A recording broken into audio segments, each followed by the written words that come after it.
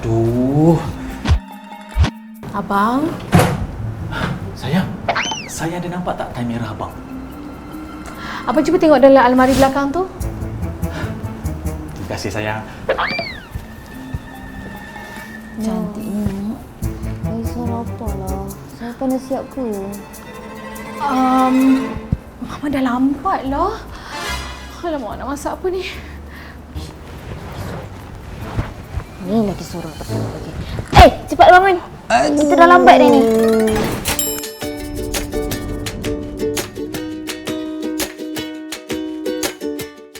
Nasib baik sempat. Wah. Ayah ada idea nak jadikan sandwich ni lagi sedap. Tada! Bukan lagi sedap je tau. Memang confirm sedap, senang, syok.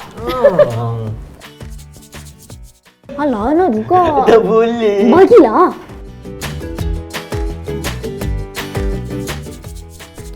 Shake-shake je. Confirm syok.